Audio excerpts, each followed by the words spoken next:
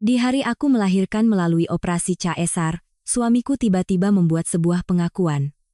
Sebenarnya, ia sudah memiliki seorang anak laki-laki. Anak yang baru saja kulahirkan ini, katanya, harus dimasukkan ke dalam kartu keluarga, kakak, dari pihak keluargaku saja. Aku tidak mengamuk, hanya mengangguk dengan tenang. 5 hari kemudian, saat suamiku datang menjemputku dari rumah sakit, aku melakukan sesuatu yang membuat ia dan seluruh keluarganya terpana. Saat aku terbaring di meja operasi Rumah Sakit Umum Daerah, RSUD Kabupaten, dengan perut yang baru saja dijahit dan efek bius yang belum sepenuhnya hilang, keringat dingin masih membasahi punggungku. Suamiku, Bagas, berdiri di sisi ranjang. Suaranya pelan, namun begitu dingin hingga hatiku terasa seperti jatuh ke dasar jurang. Ia berkata jujur, bahwa ia sudah punya seorang anak laki-laki. Anakku ini, lebih baik dimasukkan ke kakak keluargaku agar lebih mudah. Aku tidak bertanya ulang, tidak juga menangis histeris. Aku hanya menatap lurus ke matanya untuk waktu yang lama, begitu lama hingga ia sendiri mulai tampak canggung. Lalu, aku mengangguk sangat pelan, seolah-olah itu hanyalah sebuah hal yang biasa terjadi dalam hidup. Perawat yang berdiri di sampingku sempat tertegun sejenak, namun kemudian berbalik pergi seolah tidak mendengar apa-apa. Sementara aku memejamkan mata, membiarkan air mata mengalir kembali ke dalam. Bukan karena aku lemah, tetapi karena saat itu aku sadar bahwa segalanya telah berakhir. Aku hanya belum memilih bagaimana cara untuk mengakhirinya. Namaku Dianita, biasa dipanggil Dian. Usiaku 28 tahun, sudah menikah selama 3 tahun. Selama ini, aku belum pernah sekalipun membantah ibu mertuaku, belum pernah membiarkan tetangga mencela, dan selalu berpikir bahwa jika aku hidup baik-baik saja, maka keluarga akan rukun dan damai. Namun ternyata, kebaikanku justru menjadi sesuatu yang membuat orang lain meremehkanku. Bagas bertemu denganku saat aku masih bekerja sebagai akuntan di sebuah pabrik mebel kecil di kota kami. Saat itu ia tampak baik, bicaranya lembut, dan selalu mengatakan bahwa akulah wanita yang ingin ia nikahi. Aku percaya, karena aku belum pernah jatuh cinta sebelumnya, dan tidak pernah menyangka ada pria yang bisa mengucapkan kata-kata yang membuatku merasa begitu tenteram. Di hari pernikahan, ibu mertuaku, Ibu Ratmi, memegang tanganku dan berkata di hadapan seluruh sanak saudara, keluarga ini tidak butuh menantu yang hebat, yang penting tahu diri dan bisa mengurus suami dan anak. Aku mengangguk. Dalam hati berjanji akan berusaha sekuat tenaga, karena kupikir menjadi menantu hanya butuh kesabaran agar semua baik-baik saja. Namun, hanya setelah 1 tahun, aku baru menyadari bahwa apa yang disebut tahu diri di matanya bukanlah sebuah kebaikan, melainkan sebuah kepasrahan. Saat itu, Bagas mulai sering bekerja di luar kota. Katanya pergi ke kota besar untuk mengambil barang untuk pabrik. Setiap kali pergi bisa seminggu, kadang sampai setengah bulan. Aku di rumah, selain bekerja, juga mengurus makanan dan merawat ibu mertua, tidak pernah mengeluh sepatah kata pun. Hingga suatu hari, aku tidak sengaja mendengar Ibu Ratmi berbicara di telepon di dapur. Suaranya pelan, tapi setiap katanya terdengar jelas. Iya, anakku masih rutin mengirim uang. Anaknya pintar di sekolah, ibunya juga pandai merawatnya, tidak seperti si Dian ini. Ya, sudahlah, lumayan saja. Aku berdiri mematung di ambang pintu, tangan masih memegang sekeranjang sayuran yang belum sempat dicuci, pikiranku kosong. Aku tidak mengerti siapa yang sedang ia bicarakan. Namun firasatku saat itu mulai merasakan ada sesuatu yang sangat tidak beres. Malam itu, saat Bagas menelepon, aku langsung bertanya, "Mas punya anak lain, ya?" Di seberang sana hening selama beberapa detik, lalu ia tertawa canggung. "Kamu ini mikir yang aneh-aneh saja." Aku tidak berkata apa-apa lagi, hanya menggumamkan oh lalu menutup telepon. Namun sejak hari itu, aku mulai lebih memperhatikan.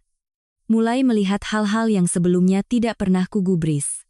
Seperti uang yang ia kirim tidak sebanyak yang ia katakan, seperti setiap kali membicarakan soal anak, ia selalu mengalihkan pembicaraan, seperti tatapan mata ibu mertuaku setiap kali melihatku bukanlah tatapan sayang, melainkan penuh perhitungan.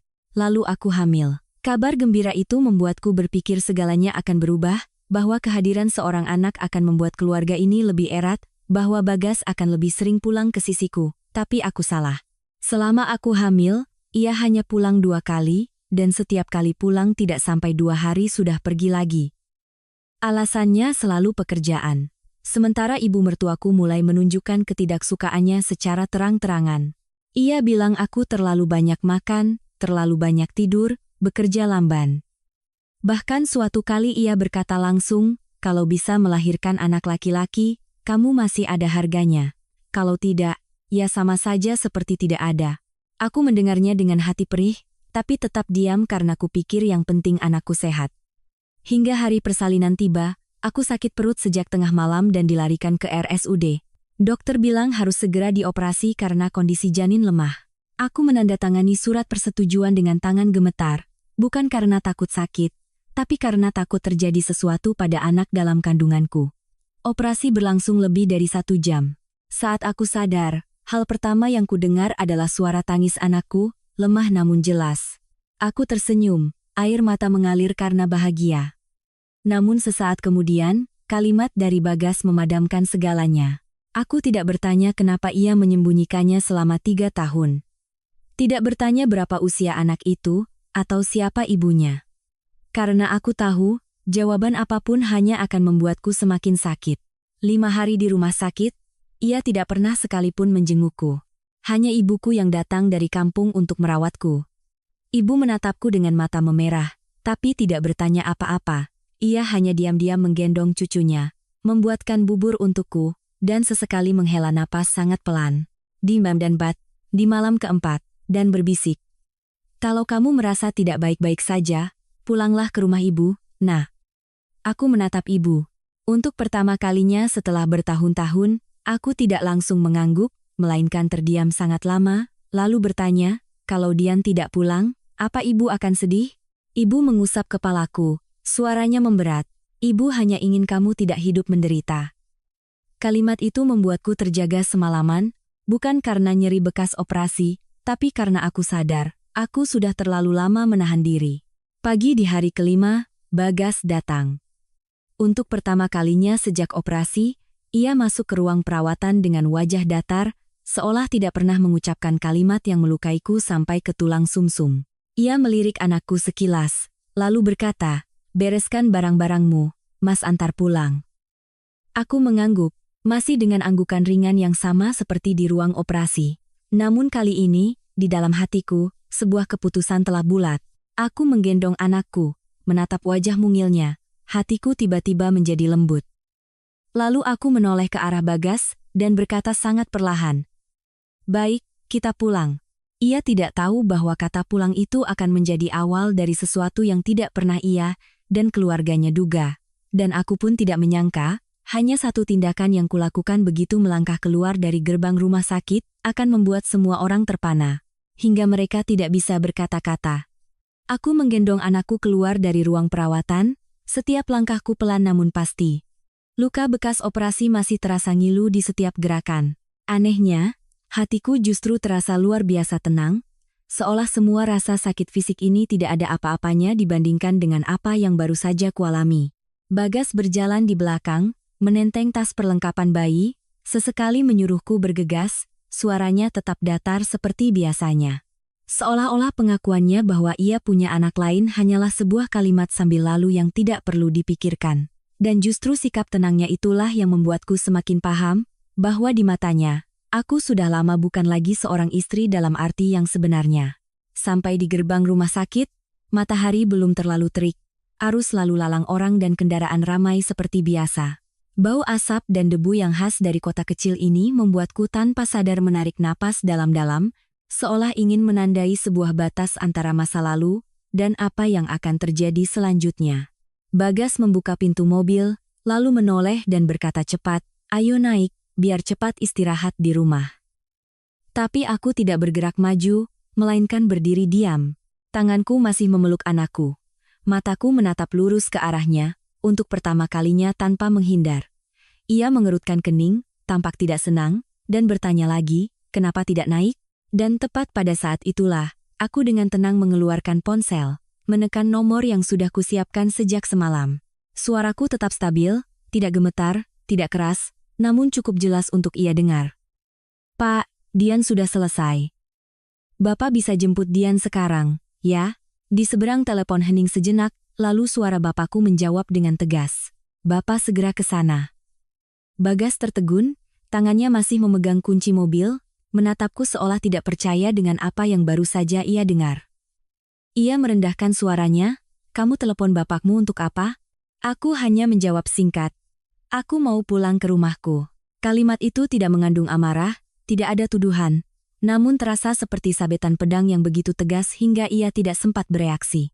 Aku memalingkan wajah, tidak lagi menatapnya, hanya fokus pada anakku yang tertidur pulas dalam dekapanku. Hanya 15 menit kemudian, mobil bapakku berhenti di depan gerbang rumah sakit.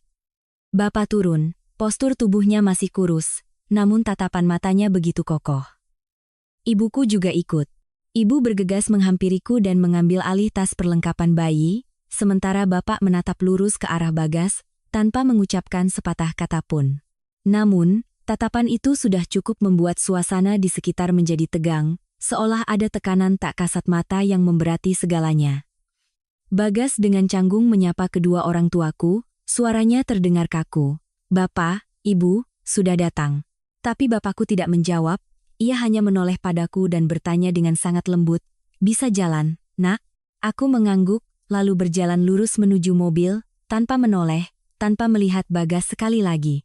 Seolah di antara kami sudah tidak ada lagi yang perlu dibicarakan. Begitu aku duduk di dalam mobil, barulah Bagas bergegas mendekat, suaranya mulai terdengar panik. Dian, kamu ini kenapa? Ayo pulang ke rumah. Aku menatapnya dari balik kaca jendela. Untuk pertama kalinya dalam 3 tahun pernikahan, aku menjawabnya tanpa sedikit pun kelembutan. Rumah yang mana? Pertanyaan itu membuatnya mematung, mulutnya terbuka namun tidak ada kata yang keluar. Aku berpaling dan berkata pada bapak, jalan Pak. Mobil pun melaju, meninggalkan sosok Bagas yang berdiri di tengah terik matahari, semakin kecil, lalu hilang dari pandangan.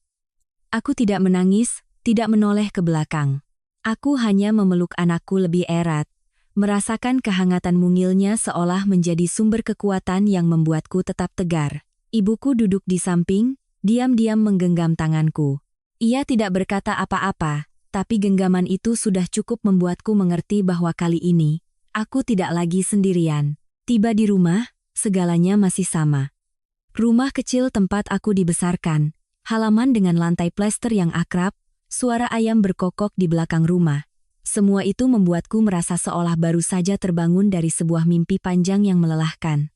Ibu segera menyiapkan tempat tidur, agar aku bisa meletakkan anakku, sementara bapak duduk di teras menyalakan sebatang rokok.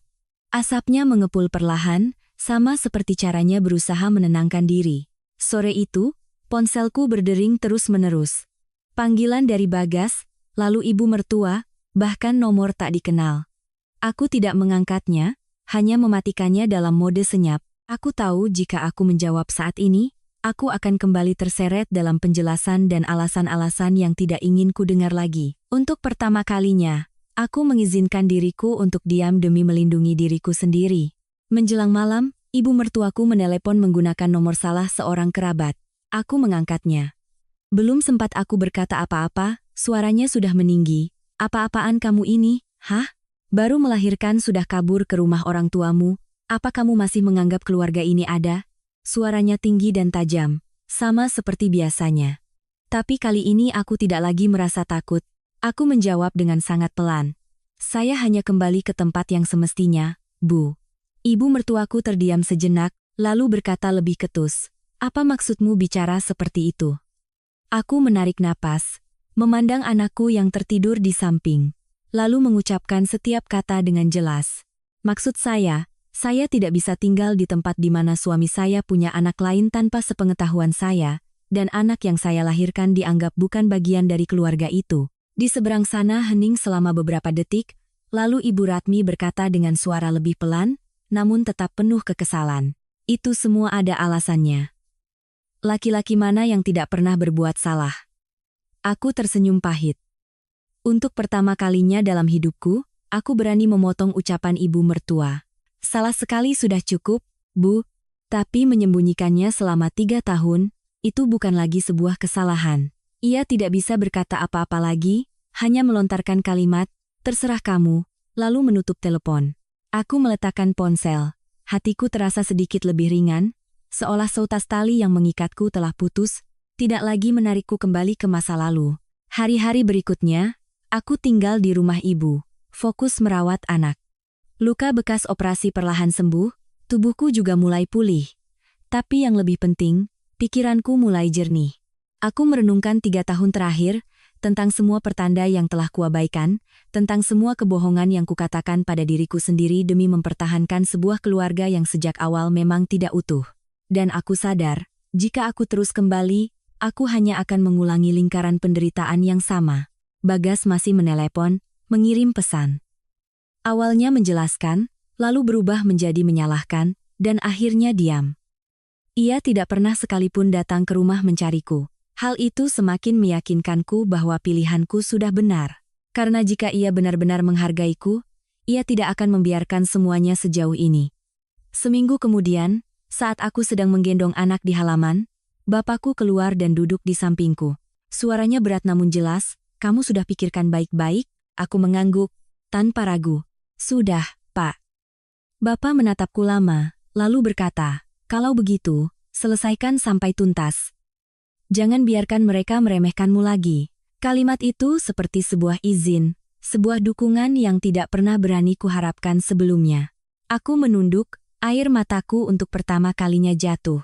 Bukan karena sakit, tapi karena bau sapu saat ini, aku harus melangkah sendiri. Tidak lagi bergantung pada siapapun, tapi juga tidak lagi terikat oleh siapapun. Dan aku tidak menyangka, keputusanku selanjutnya, saat aku berinisiatif melakukan sesuatu yang tidak pernah berani kupikirkan sebelumnya, akan membuat Bagas dan seluruh keluarganya benar-benar panik, tidak lagi bisa mempertahankan sikap tenang mereka. Pagi berikutnya, saat sinar matahari baru menyentuh halaman depan rumah, aku menggendong anakku dan duduk di bawah pohon mangga. Memandangi sisa embun di dedaunan, hatiku terasa anehnya tenang. Setelah berhari-hari berpikir, aku telah sampai pada sebuah keputusan yang sebelumnya tidak pernah berani kubayangkan. Secara proaktif mengakhiri pernikahan ini dengan jelas, tanpa berlarut-larut, tanpa menunggu penjelasan apapun lagi dari Bagas.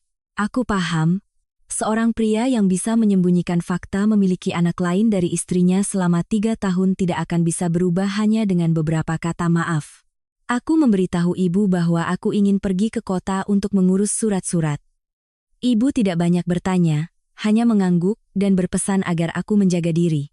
Bapak memberiku sejumlah uang, katanya untuk berjaga-jaga.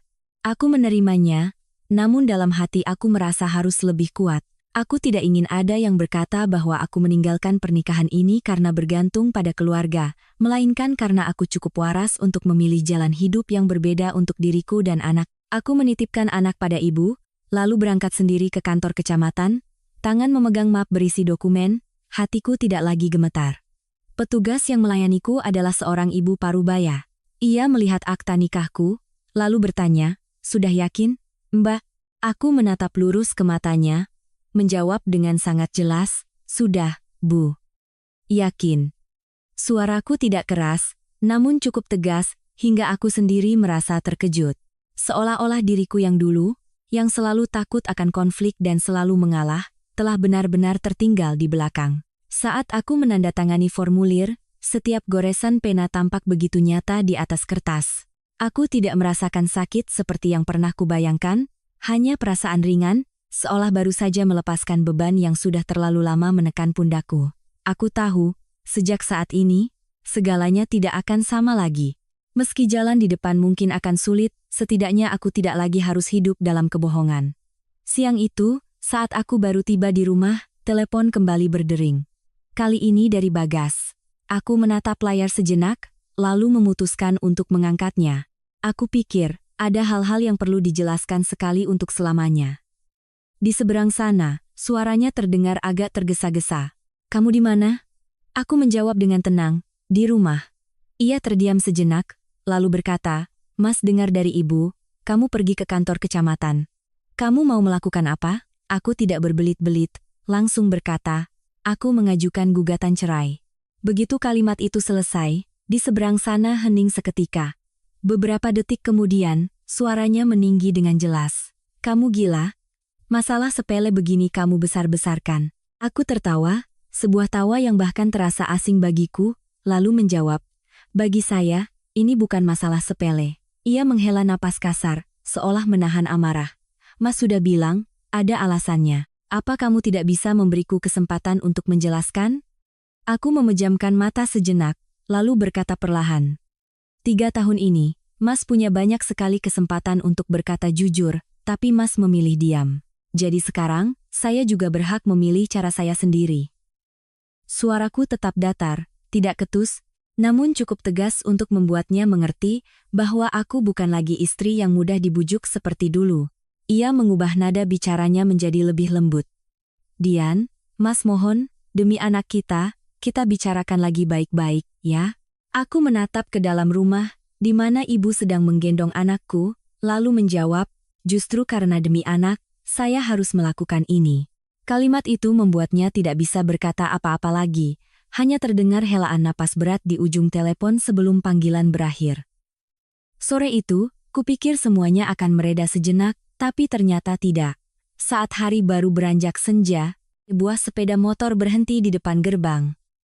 Ibu mertuaku, Ibu Ratmi, turun dan langsung masuk ke rumah dengan wajah tegang. Aku berdiri untuk menyapanya, tapi ia tidak menjawab. Ia hanya memandangku dari atas sampai bawah, lalu berkata langsung, hebat sekali kamu ya, baru melahirkan sudah mengajukan gugatan cerai. Suaranya penuh sindiran, tapi aku tidak bereaksi, hanya mempersilakannya duduk. Ia tidak mau duduk, tetap berdiri di situ dan melanjutkan, apa kamu tidak memikirkan nama baik keluarga? Kalau tetangga tahu, mereka akan bilang apa? Aku menatapnya, untuk pertama kalinya tidak menghindari tatapan itu, lalu menjawab, nama baik tidak terletak pada menyembunyikan kebenaran, Bu. Kalimat itu membuatnya terdiam sejenak, tapi ia tetap berusaha mempertahankan nada kerasnya. Laki-laki mana yang tidak pernah salah? Kamu terlalu membesar-besarkan masalah, yang rugi nanti kamu sendiri. Aku menggelengkan kepala, yang bersalah harus bertanggung jawab, bukan memaksa orang lain untuk menerima. Suasana di dalam rumah menjadi tegang. Ibuku keluar dari dapur, dengan lembut berkata, silakan duduk dulu, Bu, kita bicara baik-baik. Tapi Ibu Ratmi menepiskan tangannya, saya kesini bukan untuk minum teh. Lalu ia menoleh padaku. Suaranya merendah, namun lebih tajam, kamu pikir setelah cerai, kamu bisa menghidupi anakmu? Pertanyaan itu, jika dilontarkan di masa lalu, mungkin akan membuatku terdiam. Tapi sekarang, aku langsung menjawab, anak saya bisa menghidupinya sendiri. Suaraku tidak keras, namun begitu pasti hingga ia tidak bisa langsung membantah. Ia hanya menatapku dengan sorot mata kesal, seolah tidak lagi mengenali menantu yang dulu selalu menunduk di hadapannya. Ia berdiri di sana beberapa saat, lalu melontarkan kalimat, terserah kamu, kemudian berbalik pergi, meninggalkan keheningan yang berat di halaman. Anehnya, aku tidak merasa tertekan, justru merasa seperti baru saja melewati sebuah pintu yang selama ini selalu kutakuti. Malam itu, saat aku berbaring di samping anakku, mendengar napasnya yang teratur, aku tahu jalan yang kupilih tidak akan mudah. Tapi aku tidak lagi menyesal, karena aku sudah mulai melihat sebuah masa depan yang berbeda. Sebuah masa depan di mana aku tidak harus hidup dalam kecurigaan dan luka, di mana anakku akan tumbuh besar tanpa harus menyaksikan ibunya diremehkan. Namun aku tidak menyangka, hanya 2 hari kemudian, sebuah kebenaran lain terkait anak Bagas, akan terungkap dengan cara yang bahkan ia sendiri tidak bisa mengantisipasinya. Dan hal itu akan membuat segalanya tidak lagi hanya berhenti pada sebuah perceraian sederhana.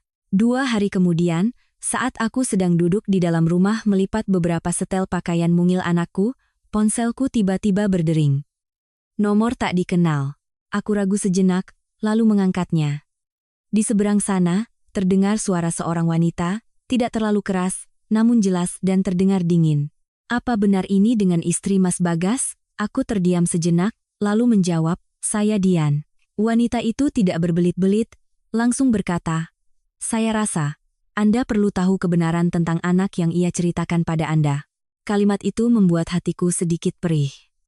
Bukan karena terkejut, tapi karena aku merasa kebenaran ini mungkin lebih rumit dari yang sudah ku ketahui. Aku bangkit, berjalan ke teras agar ibu tidak mendengar, lalu bertanya, Anda siapa? Di seberang sana, Ia menjawab dengan sangat tenang, "Saya ibu dari anak itu." Aku memejamkan mata sejenak, lalu berkata, "Apa yang ingin Anda katakan?"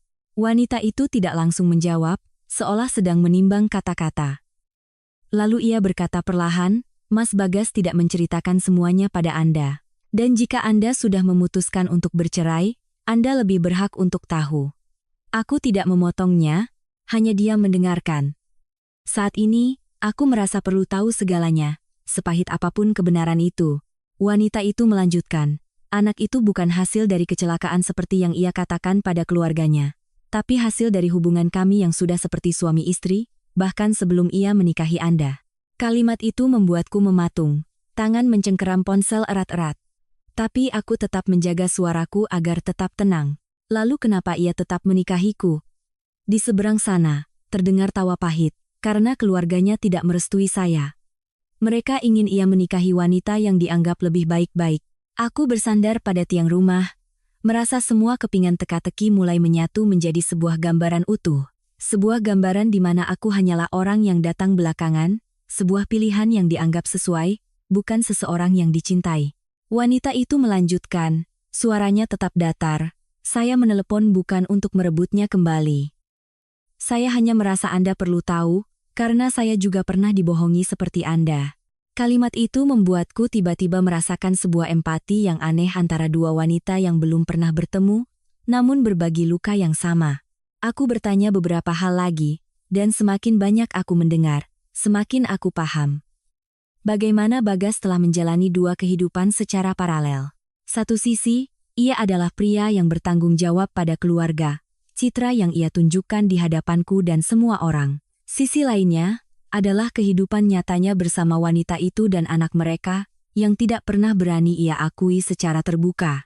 Dan yang paling mengejutkan adalah keluarganya, terutama ibu mertuaku, sudah mengetahui hal itu sejak lama. Mereka hanya memilih untuk menyembunyikannya dariku. Ketika panggilan berakhir, aku terdiam sangat lama. Bukan karena syok, tapi karena sebuah perasaan yang sangat jelas bahwa keputusanku bukan hanya benar, tapi juga sebuah keharusan agar aku bisa keluar dari sebuah hubungan yang sejak awal sudah tidak adil. Aku kembali masuk ke dalam rumah, memandang anakku yang tertidur, lalu dengan lembut mengusap rambutnya. Hatiku tiba-tiba terasa ringan, seolah baru saja menyingkap lapisan terakhir yang menutupi kebenaran. Sore itu, tanpa menunggu lebih lama, aku menelepon Bagas. Kali ini aku yang berinisiatif. Ia mengangkatnya dengan cepat, suaranya terdengar penuh harap. "Dian, kamu telepon Mas?" Aku tidak berbelit-belit. "Aku baru saja bicara dengan ibu dari anak itu." Di seberang sana hening seketika. Keheningan itu begitu panjang hingga aku bisa mendengar napasnya dengan jelas. Lalu ia bertanya pelan, dia bilang, "Apa saja sama kamu?" Aku menjawab, dia mengatakan hal-hal yang seharusnya Mas katakan sejak lama. Bagas menghela napas kasar, suaranya mulai menegang. "Jangan percaya semua yang dia katakan." Aku tidak berdebat, hanya bertanya, "Kalian tinggal bersama sebelum menikah denganku, kan?" Ia tidak langsung menjawab, tapi keheningannya adalah jawaban yang paling jelas. Aku melanjutkan, "Keluargamu juga tahu tentang itu, kan?" Kali ini ia berkata pelan, "Dian, semuanya tidak sesederhana yang kamu pikirkan." Aku tertawa kecil. "Benar. Tidak sederhana, karena aku telah ditipu." Ia mulai menjelaskan, mengatakan bahwa ia berada di bawah tekanan keluarga, bahwa ia tidak bisa menikahi wanita itu, bahwa ia pikir setelah menikahiku semuanya akan baik-baik saja, bahwa ia akan menebus kesalahannya nanti. Tapi setiap kata yang ia ucapkan saat ini sudah tidak ada artinya lagi. Aku sudah mendengarnya terlalu terlambat dan sudah memahaminya terlalu dalam. Aku memotong ucapannya, "Mas tidak perlu menjelaskan lagi. Aku hanya mau bilang, gugatan cerai sudah aku ajukan." Di seberang sana terdengar suara benda jatuh, seolah ia baru saja menjatuhkan sesuatu. Lalu suaranya menjadi panik, "Tarik kembali gugatan itu. Dian. Mas akan pulang, kita bicara. Mas akan selesaikan semuanya." Aku menggelengkan kepala, meski tahu ia tidak bisa melihatnya. "Tidak perlu lagi." Suaraku tetap tenang, namun begitu tegas hingga aku sendiri merasakan perubahanku.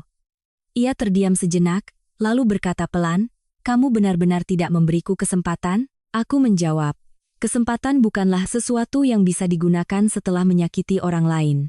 Panggilan berakhir. Aku meletakkan ponsel, hatiku tidak lagi seberat sebelumnya. Kali ini, tidak ada lagi keraguan. Semuanya sudah jelas, dan aku hanya perlu terus melangkah ke arah yang telah kupilih, tanpa menoleh ke belakang. Malam itu, Bapak duduk di teras. Aku membawa kursi, dan duduk di sebelahnya, menceritakan semuanya. Setelah mendengar, Bapak hanya mengangguk lalu berkata, "Berarti kamu sudah melihat semuanya dengan jelas." Aku menjawab, "Iya, Pak." Bapak menatap jauh ke depan, lalu melanjutkan, "Ada kesalahan yang tidak bisa diperbaiki. Kamu bisa mengerti itu? Bagus." Kalimatnya tidak panjang, tapi membuatku merasa lebih kuat. Seolah jalan di depan, meski sulit, tidak lagi kujalani dalam ketidakpastian. Namun aku tidak menyangka, masalah ini belum berhenti di situ. Hanya sehari setelah surat gugatan mulai diproses, pihak keluarga Bagas mengambil sebuah langkah yang membuat situasi menjadi jauh lebih tegang. Kali ini, mereka tidak lagi diam atau menghindar, melainkan datang langsung. Membawa sebuah tuntutan yang aku tahu, jika aku tidak cukup waras, aku bisa kembali terseret ke dalam pusaran yang sama. Pagi berikutnya, saat aku baru saja menggendong anakku ke teras untuk berjemur, suara sepeda motor berhenti di depan gerbang. Kali ini bukan satu orang, melainkan 3. Ibu mertuaku Ibu Ratmi, seorang pria parubaya yang kukenal sebagai paman Bagas, dan di belakang mereka ada Bagas. Wajahnya tampak lelah, tatapannya tidak lagi setenang hari-hari sebelumnya. Aku bangkit, memeluk anakku lebih erat. Hatiku tidak lagi cemas seperti saat Ibu Ratmi datang sebelumnya, hanya ada sebuah kesiapan untuk menghadapi apapun yang akan mereka katakan. Bapakku keluar dari rumah. Melihat mereka, ia hanya mengangguk ringan, tidak langsung mempersilakan masuk, tapi juga tidak menunjukkan sikap tidak ramah. Ibuku diam-diam membawa sebuah kursi tambahan dan meletakkannya di teras. Suasana di antara kedua belah pihak terasa berat. Tidak ada yang memulai pembicaraan sampai Paman Bagas berdeham pelan, lalu berkata, "Hari ini kami kesini untuk membicarakan semuanya dengan jelas." Suaranya berat dan terdengar tegas, seolah sudah menyiapkan apa yang perlu dikatakan. Bapakku menatapnya, menjawab singkat, "Silakan, Pak." Dan justru ketenangan Bapak itulah yang membuatku merasa lebih aman. Aku tahu, kali ini keluargaku tidak akan membiarkanku menghadapi semuanya sendirian seperti dulu.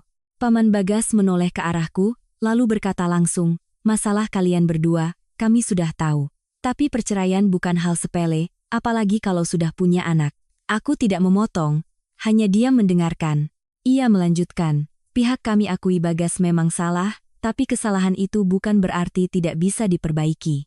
Begitu kalimat itu selesai, aku paham mereka datang bukan untuk meminta maaf, melainkan untuk bernegosiasi, untuk mempertahankan sebuah pernikahan yang mereka anggap masih bisa diselamatkan.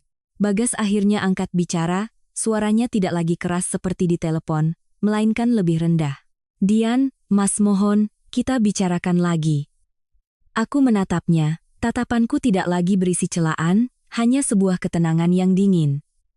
"Saya rasa, kita sudah cukup bicara." Ia melangkah maju seolah ingin mendekat, tapi bapakku dengan lembut mengulurkan tangan untuk menghalanginya, sebuah gerakan halus namun tegas yang membuatnya berhenti. Ibu Ratmi tidak bisa lagi menahan diri, suaranya meninggi, "Kamu mau membesar-besarkan masalah ini sampai sejauh mana? Kamu tidak memikirkan anakmu?" Aku menatapnya, untuk pertama kalinya tidak takut pada tatapan itu, hanya melihat dengan jelas sebuah kekhawatiran yang bercampur amarah. Aku menjawab, "Justru karena memikirkan anak, saya tidak bisa tinggal." Jawabanku membuatnya terdiam, tapi ia tetap melanjutkan. "Kalau kamu tinggal, anakmu punya ayah dan ibu yang lengkap. Kamu bawa dia ke sini, nanti siapa yang tanggung jawab?" Aku menarik napas, menjaga suaraku agar tetap stabil. Seorang ayah yang tidak jujur, adapun seperti tidak ada. Kalimat itu membuat suasana semakin tegang. Bagas menunduk, sementara pamannya menatapku dengan sorot mata yang lebih serius. Ia berkata, "Kamu bicara seperti itu keterlaluan." Aku tidak menghindar, saya hanya mengatakan kebenaran. Setelah hening sejenak, Paman Bagas mengubah nada bicaranya menjadi lebih lembut, namun tetap jelas. "Baiklah, kalau kamu sudah bertekad, kami tidak akan memaksa. Tapi soal anak kita harus bicara dengan jelas." Aku langsung mengerti maksudnya, tapi tetap bertanya, "Maksud paman?" Ia menatapku, berkata perlahan, "Pihak kami ingin mengambil hak asuh anak itu. Bagaimanapun, dia darah daging Bagas." Kalimat itu membuatku memeluk anakku lebih erat, merasa seolah ada yang ingin merebut hal paling berharga dalam hidupku. Belum sempat aku menjawab, ibuku angkat bicara. Suaranya tidak keras, tapi penuh ketegasan. "Anak-anaknya Dian, biar dia yang menentukan." Ibu Ratmi langsung bereaksi. "Maksudmu apa? Cucu kami, kenapa harus dibesarkan pihak luar?" Ibuku menatap lurus ke arahnya. "Waktu dia melahirkan, apa ada dari keluarga ibu yang mendampinginya?" Pertanyaan itu membuat Ibu Ratmi terdiam sejenak. Sementara aku merasa tenggorokanku tercekat, karena itulah yang benar-benar kualami. Bagas akhirnya mengangkat kepala, suaranya serak. "Dian, Mas tidak akan merebut anak dari kamu. Tapi Mas mau anak kita masuk kakak keluarga Mas." Aku menatapnya, bertanya perlahan, "Kenapa?" Ia tampak canggung sejenak, lalu berkata, "Supaya masa depannya lebih terjamin." Aku menggeleng pelan, "Mas bicara soal jaminan atau status?" Pertanyaan itu membuatnya tidak bisa langsung menjawab. Aku melanjutkan, "Di hari aku melahirkan, Mas sendiri yang bilang anak ini harus masuk kakak keluargaku. Sekarang Mas mau sebaliknya. Apa Mas pikir aku akan setuju?" Suasana menjadi semakin tegang. Paman Bagas mengerutkan kening, seolah sedang menimbang sesuatu, lalu berkata, "Kalau kamu tidak setuju, nanti yang rugi anak itu sendiri." Aku menatapnya, suaraku tetap tenang. Kerugian terbesar adalah jika ia tumbuh besar dan tahu bagaimana ibunya diperlakukan. Kalimat itu tidak keras, namun cukup untuk membuat semua orang terdiam. Bapakku, yang sejak tadi hanya diam, akhirnya angkat bicara. Suaranya pelan namun pasti. "Anak saya sudah memutuskan, kami mendukungnya. Soal cucu, siapa yang merawat dan membesarkan, kami lebih tahu dari siapapun." Bapak tidak banyak bicara, tapi setiap katanya memiliki bobot, membuat pihak seberang tidak bisa dengan mudah membantah. Bagas menatapku, tatapannya tampak putus asa. Ia berkata pelan, "Jadi, kamu maunya bagaimana?" Aku menatap lurus ke arahnya, kali ini tanpa ragu. "Saya hanya mau semuanya sesuai dengan apa yang seharusnya. Saya yang merawat anak, kalau Mas mau bertanggung jawab, silakan laksanakan. Selebihnya, tidak perlu apa-apa lagi." Kalimat itu seperti sebuah garis batas yang jelas, tidak ada lagi ruang untuk negosiasi yang kabur. Pembicaraan berakhir dalam suasana yang berat.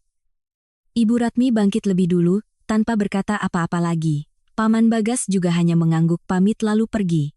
Bagas berdiri sejenak, menatapku dan anakku, namun akhirnya berbalik pergi, tanpa sepatah kata pun. Ketika gerbang ditutup, aku duduk, rasa lelah tiba-tiba menyeruak. Namun hatiku terasa lebih ringan. Aku tahu aku telah mempertahankan hal yang paling penting, dan tidak lagi membiarkan siapapun mendikte hidupku. Namun aku tidak menyangka, setelah pertemuan ini, akan ada hal lain yang terjadi terkait dokumen hukum yang telah kuajukan. Dan hal itulah yang akan memaksa Bagas untuk kembali, bukan untuk membujuk, melainkan untuk menghadapi sebuah situasi yang tidak bisa lagi ia hindari. 3 hari setelah pertemuan yang menegangkan itu, saat aku sedang di rumah menyusui anakku, petugas dari kecamatan menelepon. Ia memberitahukan bahwa berkas perceraianku sudah diterima, namun kedua belah pihak harus hadir untuk mengonfirmasi beberapa informasi terkait anak dan harta bersama. Suara petugas itu tetap ramah, namun jelas. Dan pada saat itu, aku tahu bahwa mau tidak mau, aku harus berhadapan langsung dengan Bagas sekali lagi. Bukan sebagai suami istri, melainkan sebagai 2 orang yang berdiri di sisi berlawanan dari sebuah keputusan yang tidak bisa ditarik kembali. Aku memberitahu Bapak. Ia hanya mengangguk lalu berkata singkat, "Kalau harus pergi, pergilah agar tuntas." Ibu menatapku dengan cemas, namun tidak melarang. Ia hanya berpesan agar aku tetap tenang dan tidak membiarkan emosi menguasai. Aku mengerti, karena kali ini bukan lagi sekadar masalah perasaan, melainkan sudah menyangkut hukum dan hak anakku. Aku tidak boleh lemah hati lagi. Pagi berikutnya, aku menitipkan anak pada ibu, lalu pergi ke kecamatan bersama Bapak. Cuaca hari itu cerah, tidak terlalu panas, namun hatiku terasa tegang. Bukan karena takut, tapi karena aku tahu pertemuan ini akan menentukan banyak hal. Saat aku tiba, Bagas sudah ada di sana. Ia berdiri di koridor, tangan dimasukkan ke saku celana, Penampilannya tidak lagi percaya diri seperti dulu. Ketika melihatku, ia melangkah maju seolah ingin mengatakan sesuatu, namun kemudian urung. Ia hanya mengangguk pelan, dan aku membalasnya dengan tatapan datar. Kami dipersilakan masuk ke sebuah ruangan. Petugas yang sama duduk di hadapan kami, dengan tumpukan berkas di atas meja. Ia menatap kami berdua, lalu berkata, "Hari ini saya memanggil Bapak dan Ibu untuk mengonfirmasi beberapa informasi sebelum berkas ini dilimpahkan ke pengadilan." Suaranya terdengar profesional, tidak memihak, membuatku merasa segalanya menjadi lebih jelas, tidak lagi didominasi oleh perasaan pribadi seperti hari-hari sebelumnya. Ia mulai bertanya tentang tanggal pernikahan, tempat tinggal, harta bersama, semuanya dicatat dengan teliti. Ketika sampai pada bagian anak, ia mengangkat kepala dan bertanya, "Apakah Bapak dan Ibu sudah sepakat mengenai hak asuh anak?" Belum sempat aku bicara. Bagas sudah angkat suara, "Saya ingin hak asuh anak." Kalimat itu membuatku menoleh ke arahnya. Bukan karena terkejut, tapi karena aku tidak menyangka ia akan mengatakannya pada saat ini. Aku menjaga suaraku agar tetap tenang. Anak masih terlalu kecil, ia butuh ibunya. Bagas menatapku. Suaranya terdengar mendesak, "Saya bisa menyewa pengasuh." Kondisi ekonomi saya lebih baik. Aku tidak berdebat dengan suara keras, hanya berkata dengan jelas. Tidak ada yang bisa merawat anak lebih baik dari ibunya sendiri. Petugas itu menatap kami bergantian, lalu bertanya lagi, "Apakah Bapak punya bukti yang menunjukkan kondisi Bapak lebih baik?" Bagas terdiam sejenak, lalu berkata, "Keluarga saya punya ekonomi yang stabil." Petugas itu mencatat, lalu menoleh padaku, "Dan Ibu?" Aku menjawab, "Saya punya pekerjaan, punya keluarga yang mendukung, dan yang terpenting, saya yang merawat anak secara langsung sejak ia lahir." Suasana di dalam ruangan menjadi lebih serius. Bukan lagi perdebatan emosional, melainkan tanya jawab yang memiliki dasar hukum yang jelas. Dan hal itu membuat Bagas mulai canggung, karena ia tidak bisa lagi menggunakan kata-kata umum seperti sebelumnya. Petugas itu melanjutkan, "Selama ibu hamil dan melahirkan, apakah Bapak merawat secara langsung?" Pertanyaan itu seperti pisau yang menusuk langsung pada kebenaran. Bagas terdiam, tidak langsung menjawab. Aku yang berkata, "Tidak." Suaraku tidak keras, namun cukup jelas, membuat seluruh ruangan hening. Petugas itu mengangguk, menambahkan catatan di berkasnya, lalu berkata, "Faktor-faktor ini akan menjadi pertimbangan pengadilan saat memutuskan hak asuh." Aku mengerti, dan aku tahu posisiku lebih kuat. Bukan karena aku ingin menang, melainkan karena aku memang satu-satunya orang yang berada di sisi anakku sejak hari pertama. Menjelang akhir sesi, petugas itu menatap Bagas dan berkata, "Apakah ada hal lain yang ingin Bapak tambahkan?" Bagas menatapku, matanya tampak lelah, lalu berkata pelan, "Saya hanya ingin anak saya punya keluarga yang lengkap." Kalimat itu terdengar benar, tapi aku tahu lengkap yang ia maksud berbeda dengan lengkap dalam pikiranku. Dan mungkin, kami memang tidak pernah benar-benar saling mengerti. Keluar dari ruangan, Bagas mengikutiku. Kali ini ia tidak menjaga jarak, melainkan melangkah lebih cepat dan memanggil, "Dian." Aku berhenti, menoleh. Ia menatapku, suaranya memberat. "Mas tidak ingin semuanya jadi sejauh ini." Aku menjawab, "Tapi semuanya sudah terlanjur jauh sejak lama." Ia menghela napas, "Masalah, tapi Mas tidak mau kehilangan anak." Aku menatapnya, lalu berkata, "Mas tidak kehilangan anak, Mas hanya kehilangan hak untuk memutuskan nasib orang lain." Ia terdiam, tidak membantah. Mungkin untuk pertama kalinya ia sadar bahwa segalanya tidak lagi berada dalam kendalinya. Aku tidak berkata apa-apa lagi. Berbalik dan berjalan menuju gerbang tempat Bapak menunggu. Bapak menatapku, tidak bertanya soal hasilnya, hanya berkata, "Sudah selesai, ayo pulang." Aku mengangguk, merasa seperti baru saja menyelesaikan satu tahap penting dalam perjalananku. Dalam perjalanan pulang, aku menatap keluar jendela, deretan pohon berlalu dengan cepat. Hatiku tidak lagi seberat sebelumnya.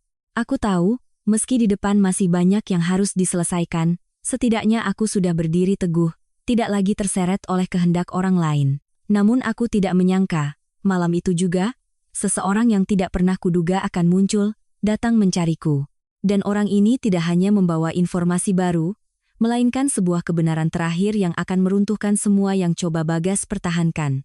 Malam itu, Setelah aku selesai menidurkan anakku dan sedang bersandar di kepala ranjang untuk beristirahat, terdengar panggilan pelan dari luar gerbang. Suaranya tidak keras, tapi cukup untuk menarik perhatianku. Aku berjalan keluar. Di bawah cahaya lampu teras yang kekuningan, aku mengenali wanita yang meneleponku tempo hari.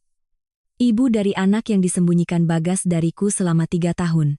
Ia berdiri di sana, postur tubuhnya kurus, wajahnya tanpa riasan, namun sorot matanya sangat tajam, seolah sudah berpikir matang sebelum datang ke sini. Aku membuka gerbang, tidak banyak bertanya, hanya mempersilakannya masuk. Ibuku keluar dari dalam rumah, tampak sedikit terkejut melihat tamu asing. Tapi setelah aku menjelaskan sekilas, ibu hanya mengangguk lalu diam-diam masuk untuk menjaga cucunya, memberikan kami ruang untuk bicara. Awalnya suasana terasa canggung. Meskipun kami berbagi cerita yang sama, kami berada di posisi yang berbeda. Dan kebenaran yang kami berdua ketahui adalah penyebab luka kami berdua. Ia duduk, menatapku sejenak, lalu berkata langsung, "Saya datang bukan untuk membuat masalah." Aku mengangguk, "Saya mengerti." Ia menghela napas, seolah melepaskan beban. "Saya hanya berpikir, Anda perlu tahu satu hal lagi. Sebelum semuanya menjadi lebih jauh." Suaranya tidak ketus, hanya ada ketenangan yang dingin, membuatku merasa apa yang akan ia katakan bukanlah hal sederhana. Aku diam menunggu. Ia menunduk menatap tangannya, lalu berkata perlahan, "Anak saya dengan Bagas, bukan satu-satunya." Kalimat itu membuatku terdiam, jantungku seolah berhenti berdetak sesaat. Tapi aku tidak memotongnya, hanya menatapnya, menunggu. Ia mengangkat kepala, tatapannya jujur. Sebelum saya, ia menjalin hubungan dengan wanita lain dan juga punya anak. Tapi keluarganya menyelesaikan masalah itu dengan memberinya uang agar wanita itu pergi. Aku merasakan hawa dingin merambat di punggungku. Bukan karena benar-benar terkejut, tapi karena tingkat kebenaran ini sudah jauh melampaui apa yang pernah kubayangkan. Aku bertanya pelan, "Anda yakin?" Ia mengangguk. "Saya tahu. Karena saat itu saya sudah bersamanya. Saya melihat semuanya." Suaranya tidak terdengar dendam atau benci, hanya seperti menceritakan fakta yang telah lalu. Tapi justru ketenangan itulah yang membuat ceritanya terasa semakin berat. Aku duduk terdiam selama beberapa saat, pikiranku seolah sedang menyusun ulang semua kepingan, yang berantakan menjadi sebuah gambaran utuh. Dan gambaran itu bukan lagi tentang sebuah kesalahan, melainkan sebuah rangkaian pilihan yang disengaja dan berulang. Tidak hanya dari Bagas, tapi juga dari keluarganya. Orang-orang yang tahu, yang menutupi, dan yang membiarkanku masuk ke dalam sebuah pernikahan yang mereka tahu, sejak awal tidak jujur. Wanita itu melanjutkan, suaranya merendah, "Saya mengatakan ini bukan untuk membuat Anda semakin sakit, tapi karena saya tidak ingin Anda dibohongi lebih jauh lagi." Aku menatapnya. Untuk pertama kalinya, aku tidak lagi merasakan jarak, hanya ada dua wanita yang berdiri di hadapan kebenaran yang sama. Aku bertanya, "Lalu, apa rencanamu?" Ia menggeleng. "Saya tidak ingin kembali padanya. Saya hanya mengkhawatirkan anak saya." Lalu ia menatapku dan menambahkan, "Sedangkan Anda masih punya masa depan yang panjang." Kalimat itu membuatku sadar, bukan hanya aku yang sedang keluar dari sebuah hubungan yang salah. Ada orang lain yang pernah sepertiku, hanya saja mereka tidak punya kesempatan atau kondisi yang memungkinkan untuk memilih sepertiku saat ini. Dan hal itu semakin meyakinkanku bahwa keputusanku adalah sebuah keharusan. Tidak hanya untukku, tapi juga untuk anakku, agar ia tidak tumbuh di lingkungan yang penuh dengan kebenaran yang ditutupi. Setelah ia pulang, aku duduk sendirian untuk waktu yang sangat lama. Tidak menangis, tidak panik. Aku hanya memikirkan setiap detail, setiap ucapan, setiap tindakan Bagas dan keluarganya selama 3 tahun terakhir yang kini tampak begitu jelas. Aku sadar, apa yang ku ketahui sebelumnya hanyalah sebagian kecil dari kebenaran. Sisanya, jika aku tidak proaktif melangkah keluar, mungkin tidak akan pernah kutemukan. Pagi berikutnya, aku berinisiatif menelepon Bagas. Bukan untuk bertanya, melainkan untuk mengonfirmasi. Ia mengangkat telepon, suaranya terdengar lelah. "Dian, kamu telepon Mas?" Aku tidak berbelit-belit. "Selain anak dari wanita itu, apa Mas punya anak dari orang lain?" Di seberang sana hening. Keheningan yang begitu panjang hingga aku tidak lagi butuh jawaban. Tapi akhirnya ia tetap bicara, suaranya sangat pelan. Kamu dengar dari siapa? Aku menjawab, itu tidak penting. Aku hanya perlu tahu, ya atau tidak. Beberapa detik berlalu, lalu ia berkata, ya. Hanya satu kata itu, tapi sudah cukup untuk mengakhiri segalanya. Tidak ada lagi yang bisa dipertahankan, tidak ada lagi alasan untuk ragu. Aku tidak berkata apa-apa lagi, hanya menjawab, aku mengerti. Lalu kututup telepon, tanpa menunggu penjelasannya, tanpa mendengar kata-kata lain. Saat ini, semua ucapan menjadi sia-sia. Aku melangkah keluar, memandang anakku yang tertidur pulas. Wajah mungilnya begitu damai. Hatiku tiba-tiba menjadi kuat. Aku tahu, serumit apapun masa lalu, masa depan anakku ada di tanganku. Dan aku berhak memilihkan untuknya sebuah kehidupan yang jujur, tidak diselimuti oleh kebohongan. Namun aku tidak menyangka, kebenaran ini tidak hanya membuatku semakin mantap, tapi juga membuat pihak keluarga Bagas terjerumus dalam situasi di mana mereka tidak bisa lagi bersembunyi. Dan hal itu akan mengarah pada sebuah konfrontasi terakhir, di mana segalanya akan terungkap di hadapan semua orang, tanpa ada lagi yang ditutupi. 2 hari setelah aku mengetahui seluruh kebenaran, ketika emosi telah mereda dan digantikan oleh kejernihan pikiran, pihak keluarga Bagas tiba-tiba menelepon bapakku. Mereka mengusulkan sebuah pertemuan resmi antara kedua keluarga, bukan lagi kunjungan perorangan atau pembicaraan yang berbelit-belit. Sebuah pertemuan yang dihadiri oleh semua tetua dengan alasan untuk menyelesaikan masalah hingga tuntas dan jelas. Bapakku setelah mendengar hanya bertanya singkat tentang waktu dan tempat, lalu setuju. Kemudian ia menoleh padaku dan berkata, mereka ingin bicara sampai selesai, kita juga akan dengar sampai selesai. Suaranya sama sekali tidak goyah, membuatku paham bahwa kali ini tidak akan ada lagi kompromi. Pertemuan diatur keesokan sorenya di rumah tetua keluarga dari pihak Bagas. Awalnya aku tidak berniat ikut, tapi Bapak berkata, ini masalahmu, kamu harus ada di sana. Jadi aku mengangguk, menitipkan anak pada ibu, lalu pergi bersama Bapak. Di perjalanan, aku tidak lagi merasa cemas seperti sebelumnya. Aku hanya merasa seperti sedang menuju sebuah titik akhir yang sudah ditakdirkan, di mana segalanya akan dibicarakan untuk terakhir kalinya. Saat kami tiba, di dalam rumah sudah cukup ramai. Selain ibu mertuaku, Ibu Ratmi, ada Paman Bagas, beberapa orang dewasa dari keluarga besar mereka, dan Bagas yang duduk di pojok. Ia tampak murung, tidak lagi proaktif seperti dulu. Ketika melihatku masuk, banyak mata tertuju padaku. Ada yang penasaran, ada yang mengamati, tapi aku tidak peduli. Aku hanya menyapa sesuai adat, lalu duduk di samping Bapak. Tetua keluarga membuka pembicaraan, suaranya pelan namun jelas. Hari ini kita berkumpul untuk membicarakan masalah kedua anak ini dengan jelas, agar tidak berlarut-larut dan merugikan kedua belah pihak. Ia menatapku lalu bertanya, Nak Dian masih tetap pada keputusan untuk bercerai? Aku mengangguk, tanpa ragu. Benar, Pak. Jawaban singkat namun tegas itu membuat suasana di ruangan sedikit menegang. Ibu Ratmi langsung angkat bicara, suaranya tidak bisa menyembunyikan kekesalan. Kalau dia sudah keras kepala begitu, mau bicara apa lagi? Tapi tetua keluarga itu mengangkat tangan, memberi isyarat agar Ibu Ratmi tenang, lalu menoleh pada Bagas. Dan kamu, Nak Bagas? Bagas mengangkat kepala, matanya sekilas menatapku, lalu menjawab pelan, saya tidak ingin bercerai. Kalimat itu tidak lagi terdengar yakin, hanya sebuah upaya menahan yang lemah. Aku tidak bereaksi, hanya diam mendengarkan. Tetua keluarga itu mengangguk lalu melanjutkan, kalau tidak mau, harus ada alasannya, dan harus dijelaskan apa yang sebenarnya terjadi. Kalimat itu seperti sebuah sinyal yang membuat semua mata tertuju pada Bagas. Ia terdiam beberapa detik, lalu mulai bicara, suaranya pelan dan terdengar lelah, saya memang salah, saya akui. Tapi saya pikir, saya masih bisa memperbaikinya. Perkataannya kali ini tidak lagi berbelit-belit, namun juga tidak cukup untuk menutupi apa yang telah terjadi. Aku menatapnya, lalu berkata langsung, tanpa menunggu ditanya, kesalahan Mas bukan hanya satu kali.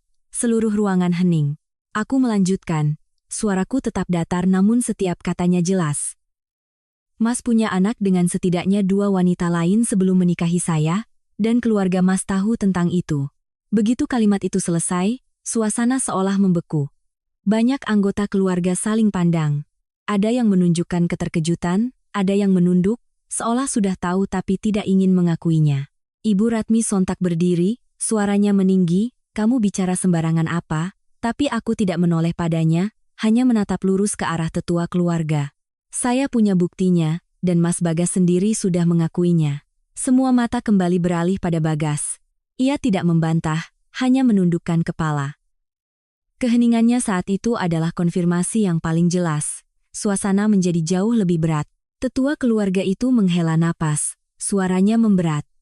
Kenapa masalah ini tidak dibicarakan dari awal? Pertanyaan itu tidak ditujukan pada siapapun secara spesifik, tapi semua orang paham, tanggung jawab tidak hanya ada pada Bagas, tapi juga pada keluarga yang telah menutupinya. Ibu Ratmi tidak lagi bersuara keras, ia hanya duduk kembali, wajahnya menegang, tidak menatap siapapun. Aku melanjutkan, bukan untuk menuduh, melainkan untuk mengakhiri.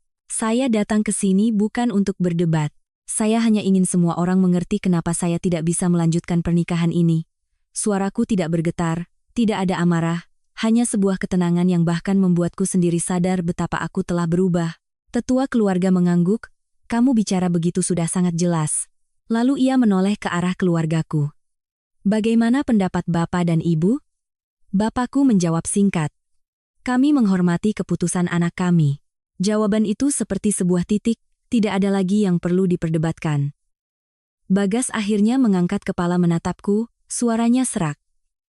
"Dian, Mas mohon, jangan sampai seperti ini."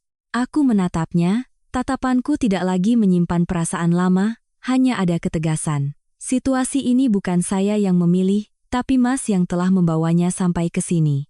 Kalimat itu membuatnya tidak bisa berkata apa-apa lagi, hanya duduk terdiam, kedua tangannya terkepal. Setelah beberapa saat berdiskusi, tetua keluarga menyimpulkan, jika kedua belah pihak tidak bisa melanjutkan, selesaikan sesuai hukum.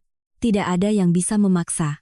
Lalu ia menoleh pada Bagas, "Kesalahanmu, kamu yang harus menanggungnya." Kalimat itu tidak keras, namun cukup berat untuk mengakhiri semua perdebatan. Pertemuan berakhir dalam keheningan. Tidak ada lagi adu mulut yang sengit seperti sebelumnya, hanya ada penerimaan atas sebuah kenyataan yang tidak bisa diubah. Saat aku bangkit untuk pulang, tidak ada yang menahan, tidak ada yang berkata apa-apa lagi. Hanya Bagas yang ikut berdiri, namun ia berhenti di ambang pintu, tidak melangkah keluar. Seolah ia paham bahwa jarak di antara kami saat ini tidak mungkin lagi bisa dipersingkat. Dalam perjalanan pulang, aku duduk di belakang motor Bapak, angin menerpa wajahku. Hatiku terasa lebih ringan dari sebelumnya. Bukan karena bahagia, tapi karena segalanya telah jelas. Tidak ada lagi yang disembunyikan, tidak ada lagi pertanyaan tanpa jawaban. Dan aku tahu, langkah selanjutnya hanyalah menyelesaikan prosedur untuk secara resmi menutup semuanya. Namun aku tidak menyangka, tepat sebelum semuanya benar-benar berakhir, akan ada sebuah situasi tak terduga yang berkaitan langsung dengan hak anakku, yang memaksaku untuk mengambil satu keputusan final. Dan keputusan itu akan membuat semua orang yang pernah meremehkanku harus menatapku dengan cara yang berbeda. Setelah pertemuan di rumah tetua keluarga, aku mengira segalanya akan berjalan menuju akhir. Semua orang sudah paham kebenarannya, dan tidak ada lagi yang mencoba mempertahankan pernikahan yang sudah retak dari akarnya. Namun, hanya 3 hari kemudian, saat aku dan ibu sedang memandikan anakku di sore hari, telepon berdering lagi dari petugas kecamatan. Ia memberitahu bahwa pihak Bagas baru saja mengajukan permohonan tambahan terkait hak asuh anak. Isinya tidak hanya meminta hak asuh, tapi juga meminta peninjauan kembali atas seluruh kondisiku, disertai beberapa dokumen yang membuktikan pendapatan dan keadaan keluarga mereka. Suara petugas itu tetap ramah, tapi aku paham bahwa masalah ini tidak lagi sesederhana di awal. Aku meletakkan telepon, menatap anakku yang berbaring tenang di bak mandi, matanya yang mungil terbuka lalu terpejam. Hatiku tiba-tiba mencelos. Bukan karena takut kehilangan anak, tapi karena aku sadar pihak seberang sudah mulai menggunakan cara-cara yang sebelumnya tidak pernah mereka lakukan. Dan itu artinya, mereka tidak lagi hanya bicara, melainkan benar-benar ingin memperebutkan hak. Malam itu, aku duduk berbicara dengan bapak dan ibu. Suasana di rumah lebih hening dari biasanya. Bapakku setelah mendengar tidak menunjukkan keterkejutan. Ia hanya berkata perlahan, "Kalau mereka sudah sampai ke tahap ini, kita juga harus bersiap." Ibuku lebih cemas. Ia bertanya, apakah aku perlu mencari bantuan hukum? Aku mengangguk. Aku sadar, kali ini aku tidak bisa hanya mengandalkan emosi atau kebenaran yang sudah jelas. Aku butuh sesuatu yang konkret, yang bisa melindungiku di mata hukum. Pagi berikutnya, aku pergi ke kota untuk menemui kenalan Bapak, seorang pengacara yang sudah sering menangani kasus keluarga. Aku menceritakan seluruh kisahku, dari saat hamil, melahirkan, hingga semua yang kuketahui tentang Bagas. Ia mendengarkan dengan saksama, tidak memotong, hanya sesekali bertanya detail. Setelah itu, ia berkata, "Secara hukum, posisimu kuat, tapi kamu harus menyiapkan bukti yang lengkap." Kalimat itu membuatku mengerti, meskipun kebenaran ada di pihakku, jika tidak bisa dibuktikan, aku tetap bisa berada di posisi yang tidak menguntungkan. Aku pulang ke rumah dengan daftar hal-hal yang harus kulakukan. Surat keterangan penghasilan, dokumen yang membuktikan aku merawat anak secara langsung, hingga riwayat pesan dan panggilan yang bisa menunjukkan Bagas tidak merawatku selama hamil dan setelah melahirkan. Semuanya harus disiapkan dengan cermat, tidak boleh ada yang terlewat. Untuk pertama kalinya, aku merasa tidak hanya sedang melindungi diriku, tapi juga sedang berjuang untuk anakku dengan cara yang sangat nyata.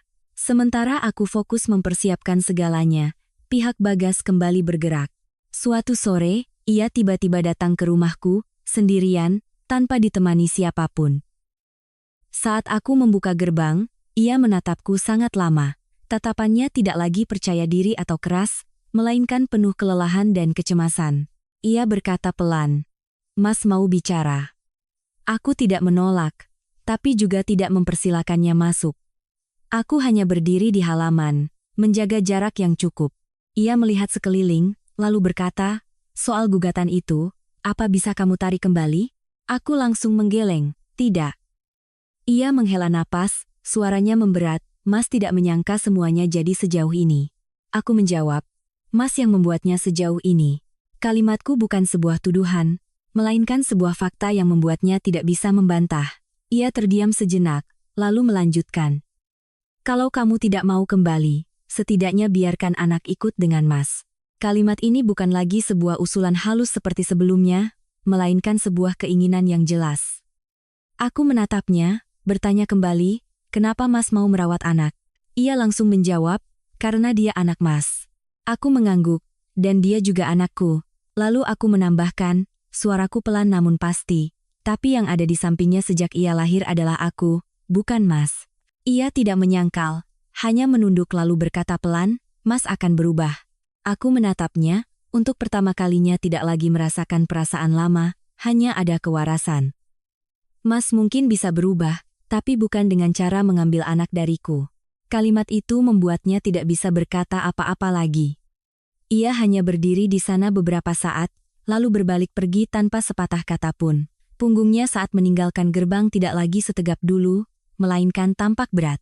Seolah untuk pertama kalinya ia benar-benar sadar bahwa ada hal-hal yang jika sudah hilang, tidak bisa diambil kembali. Hari-hari berikutnya, aku hampir tidak pernah jauh dari anakku. Sambil merawatnya, aku melengkapi semua dokumen. Setiap detail kecil kuperiksa dengan teliti. Aku tahu, satu kelalaian saja bisa mengubah segalanya, dan aku tidak akan membiarkan itu terjadi. Bukan karena aku ingin menang, tapi karena aku tidak bisa membiarkan anakku menjadi bagian dari sengketa yang disebabkan oleh orang dewasa. Tiba hari untuk menyerahkan berkas tambahan, aku pergi ke kecamatan bersama Bapak. Kali ini, aku tidak lagi merasa tegang, hanya merasa sedang melakukan apa yang harus kulakukan.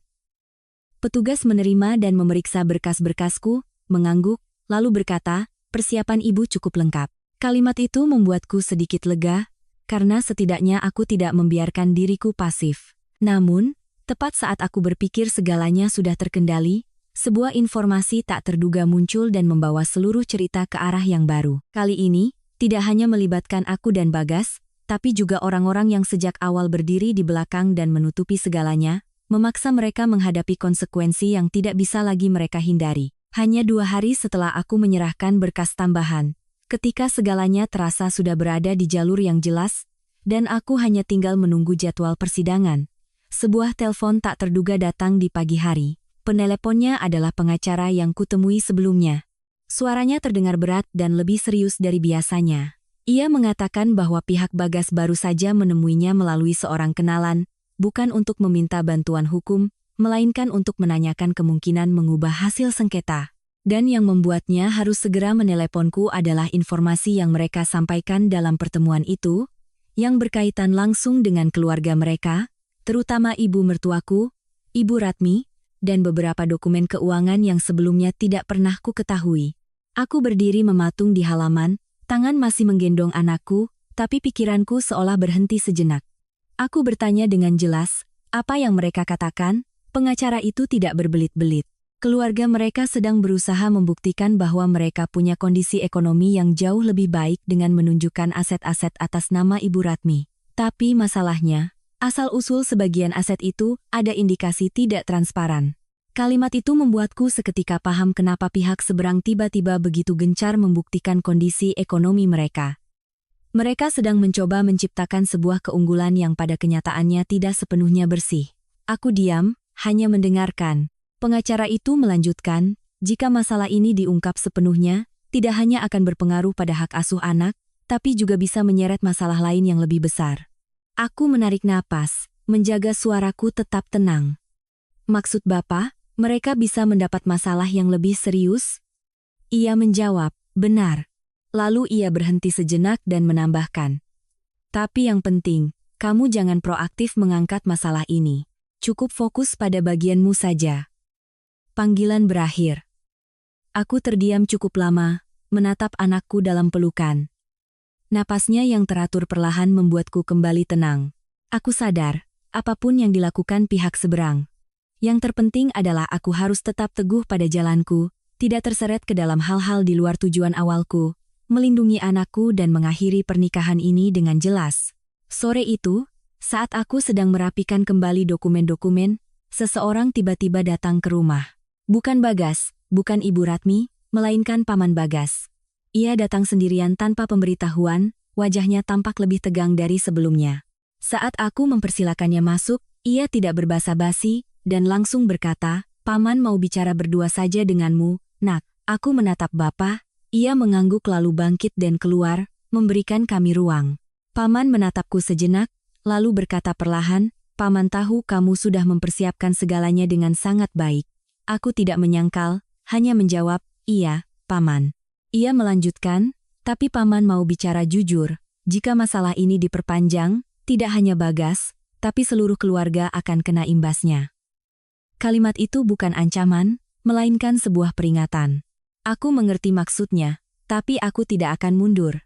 Aku berkata, saya tidak ingin memperbesar masalah, Paman. Tapi saya juga tidak bisa mengabaikan apa yang sudah terjadi. Ia menghela napas, lalu berkata, Paman tidak membela Bagas, kesalahannya sudah jelas. Tapi ada hal-hal yang jika diungkap semua, akibatnya tidak akan berhenti di sini. Aku menatapnya, suaraku tetap tenang, lalu, Paman ingin saya melakukan apa?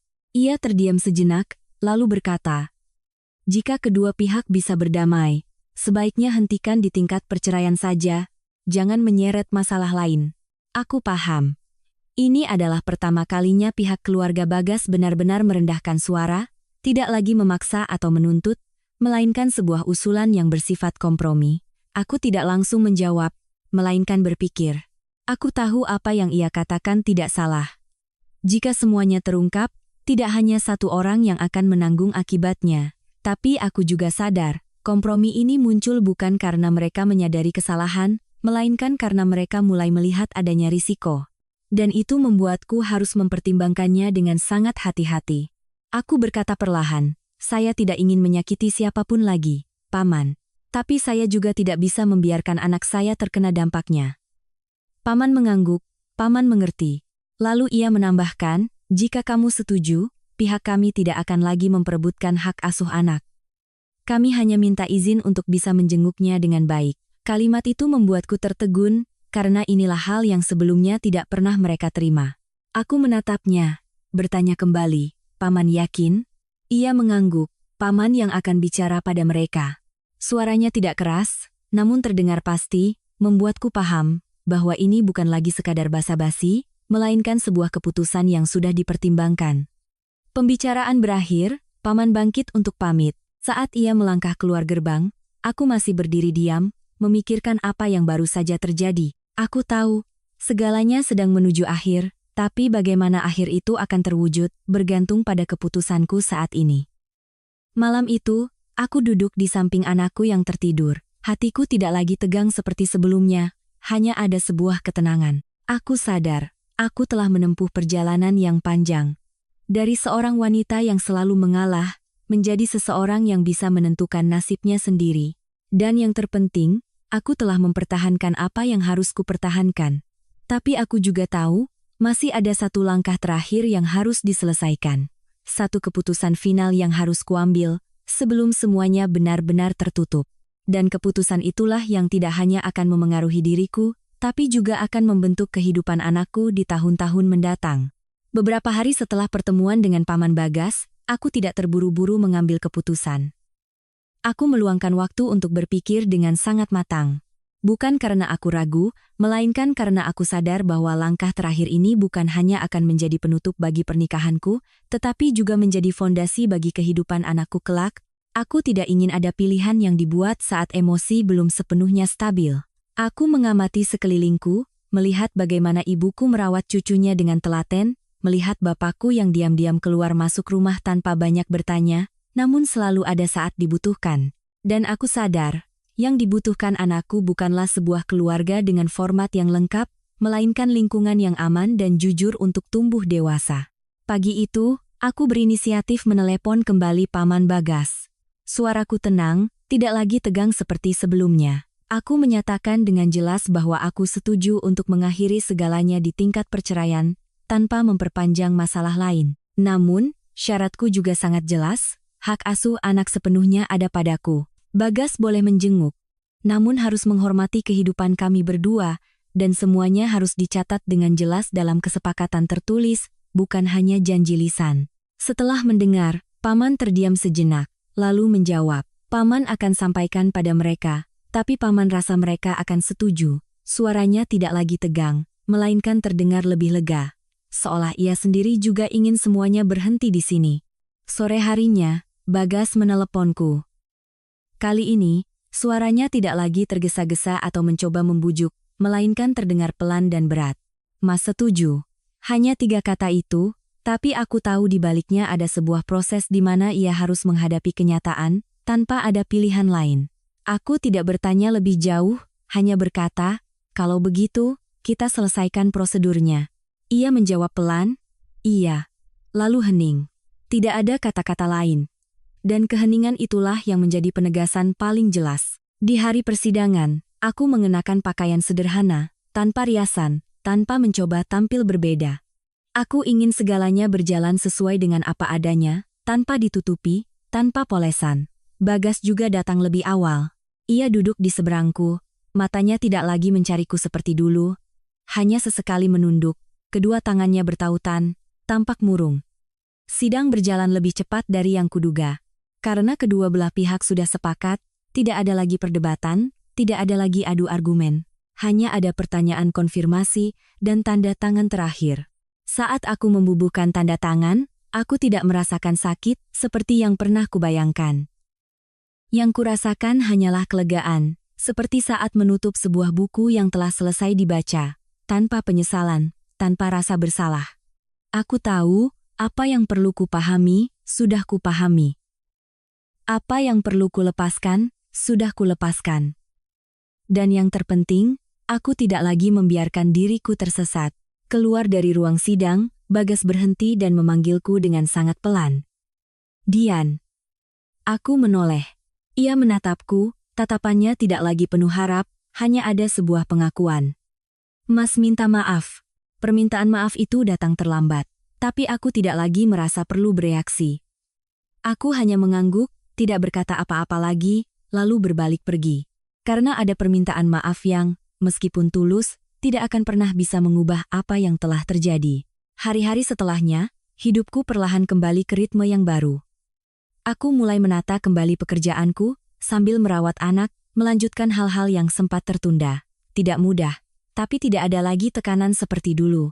karena aku tidak lagi harus hidup dalam kecurigaan atau menahan luka. Ibuku masih di sisiku, membantuku. Bapakku tetap pendiam seperti biasa. Tapi justru kestabilan itulah yang tidak pernah kumiliki selama 3 tahun pernikahan. Bagas sesekali datang menjenguk anak, sesuai kesepakatan. Ia tidak lagi masuk ke dalam rumah, hanya berdiri di teras, menatap anaknya sejenak, menggendongnya saat kuberikan, lalu mengembalikannya saat waktunya tiba. Tidak banyak bicara, tidak mencoba berlama-lama. Dan aku sadar, mungkin inilah jarak yang paling tepat untuk semua orang. Tidak ada yang dipaksa, tidak ada yang berpura-pura. Suatu sore, saat aku sedang menggendong anak berjalan-jalan di depan rumah, ibuku berjalan di samping. Ia menatapku lalu bertanya, "Kamu tidak menyesal, Nak?" Aku berpikir sejenak, lalu menggeleng. "Tidak, Bu." Ibu tidak bertanya lagi, hanya tersenyum tipis. Sementara aku menatap anakku, melihatnya tertidur pulas dalam dekapanku, hatiku tiba-tiba terasa begitu damai. Aku sadar bahwa hidup tidak selalu berjalan sesuai keinginan kita. Tapi yang terpenting adalah, saat dihadapkan pada pilihan sulit, apakah kita cukup waras untuk memilih apa yang benar bagi diri kita? Aku pernah bersabar, pernah berharap, pernah percaya bahwa segalanya akan membaik dengan sendirinya. Namun pada akhirnya, justru keberanian untuk melangkah keluarlah yang membantuku mempertahankan hal-hal yang paling berharga. Dan jika ada yang bertanya, apa yang kulakukan di hari itu saat aku keluar dari gerbang rumah sakit tanpa menaiki mobil Bagas, yang membuat ia dan keluarganya terpana? Jawabannya sangat sederhana. Aku hanya memilih untuk kembali ke tempat yang semestinya, dan dari sanalah, aku memulai kembali hidupku. Bukan lagi sebagai wanita yang pasrah seperti dulu, melainkan sebagai seorang ibu yang tahu apa yang harus ia lakukan untuk melindungi anaknya dan dirinya sendiri.